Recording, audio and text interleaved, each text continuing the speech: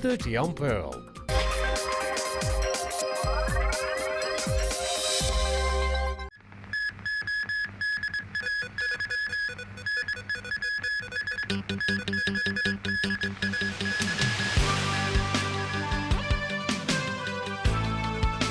Shot into Centrelink to go at least $4.1 billion over budget. Employers of foreign domestic helpers could have had their personal data disclosed online. And Obama to roll out controversial U.S. immigration plan.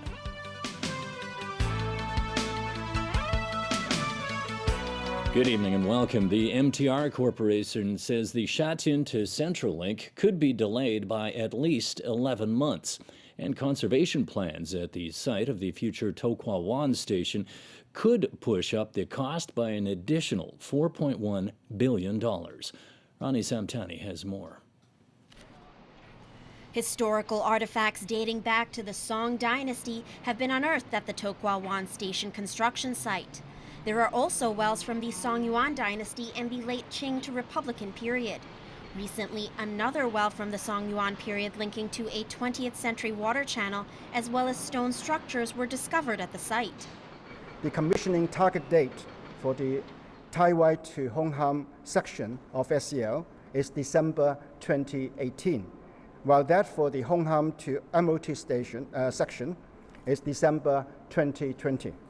In view of the current development, these target dates may have to be adjusted. The government plans to preserve most of the artifacts in situ. This would mean that the station design, as well as construction methods, would have to be modified. The MTR Corporation estimates an 11-month delay and additional costs of up to $4.1 billion. It is still being decided if the newly found structures will be preserved or relocated. The government has put forward several conservation options to the Antiquities Advisory Board.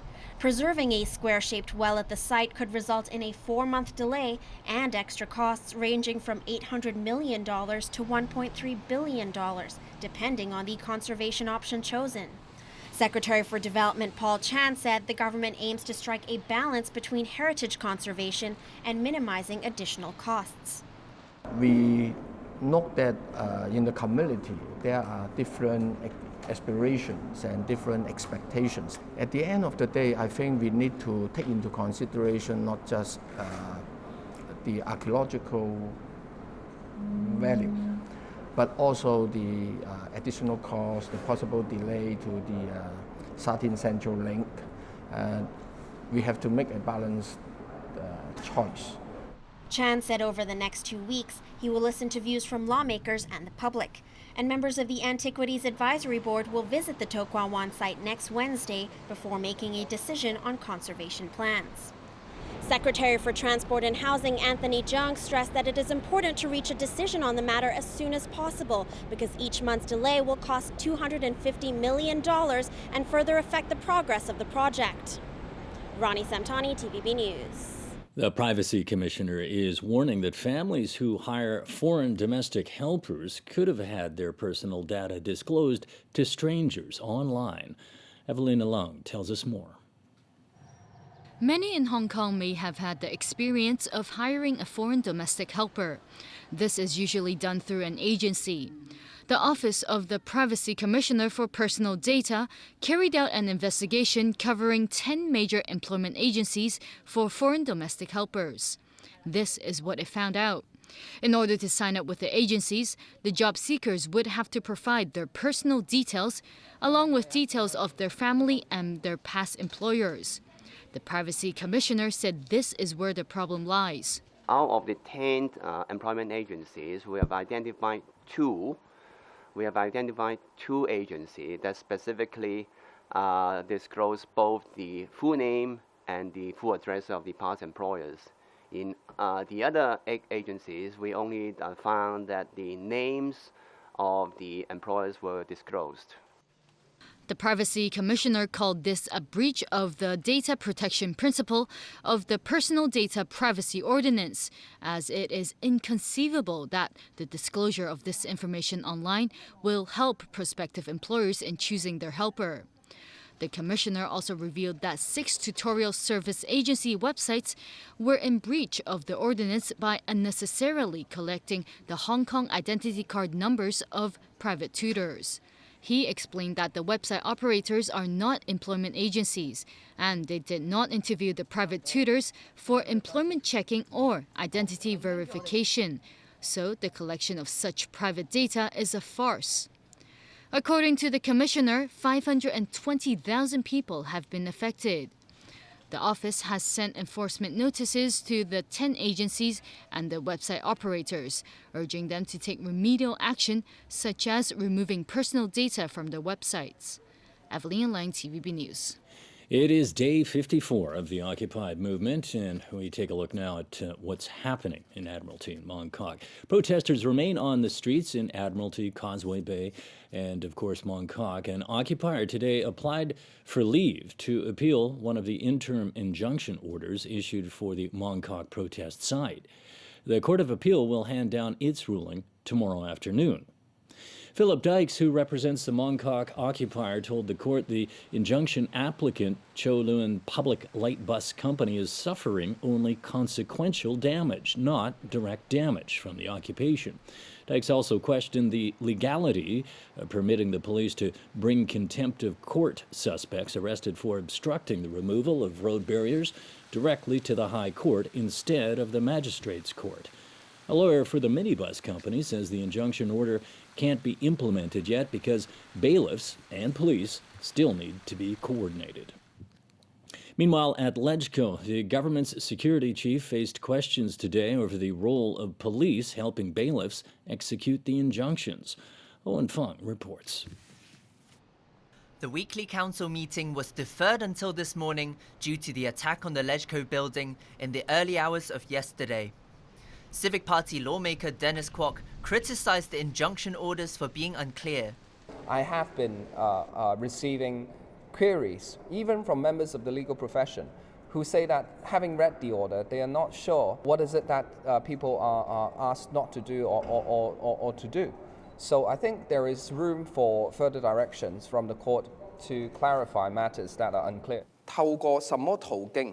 During the meeting, Kwok also questioned the Secretary for Security on how the police will ensure Occupy protesters understand the content of the injunctions. 可能構成刑事罪行。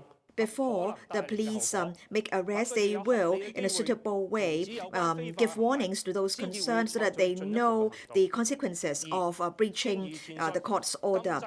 They will be allowed a reasonable opportunity to stop their acts before the police take further arrest action.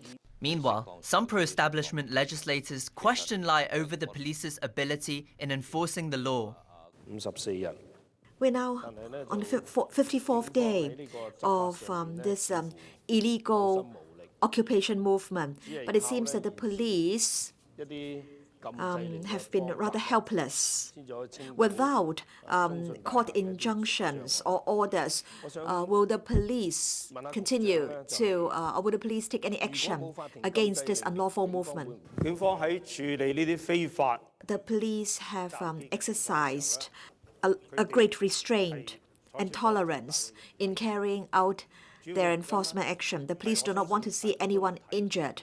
The police are closely monitoring the developments and will take appropriate action at the appropriate time. Lai also stated that the police have made all the necessary preparations for assisting bailiffs, but to decline to divulge any details. Owen Fung, TVB News. Police have arrested 4 more men for their alleged connection with the attack on the Legislative Council building earlier Wednesday morning. Among them was a 54-year-old surnamed Leung, who was arrested for criminal damage. Online newspaper Local Press announced on social media that their editor, Leung Kam-jung, has been arrested on suspicion of planning the attack on LegCo. The other 3 men, between the ages of 17 and 22, were arrested for their alleged criminal or dishonest intent in accessing a computer and unlawful assembly. 10 people have been arrested in connection with the incident so far.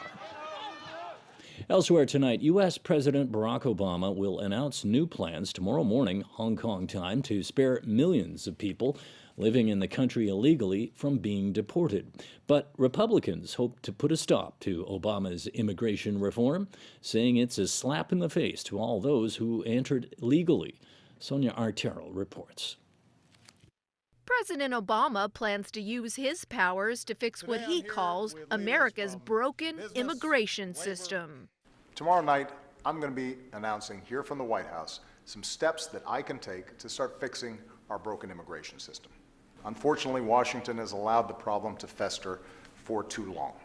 Obama's executive orders are expected to remove the threat of deportation for as many as 5 million of the estimated 11 million people living in the country illegally. It will also grant them the ability to work. Such a reprieve will cover parents of U.S. citizens. That would include this woman from Mexico. She gave birth to her daughter on U.S. soil 14 years ago.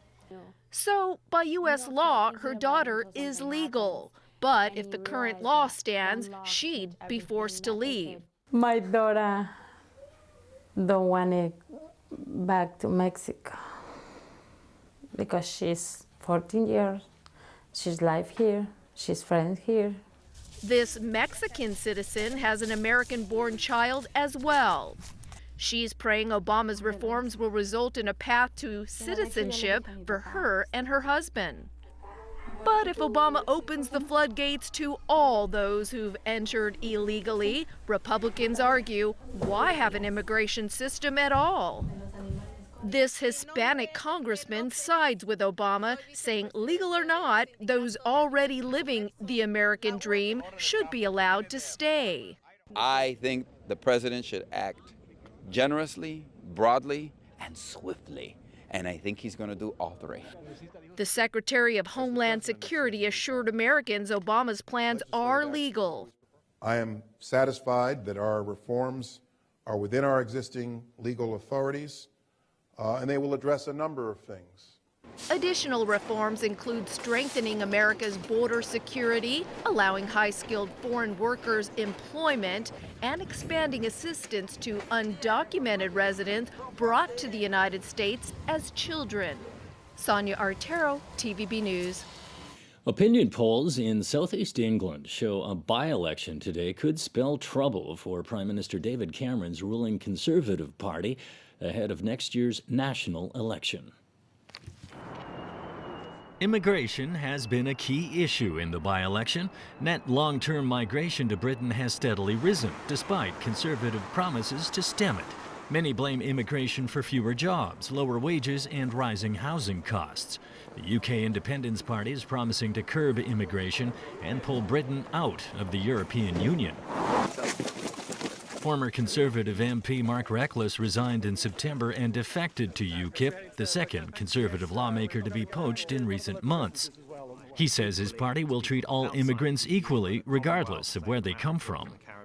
They should be treated fairly and equally, rather than having a system which discriminates in favour of Europeans. Voter sentiment indicates the ruling Conservatives have lots to worry about. UKIP. Why? I think the others have just had enough. We've had enough of the others. They promise everything and deliver nothing. I'm voting for UKIP tomorrow. Always been a Conservative voter. Time for a change. Analysts say the other major parties are also feeling the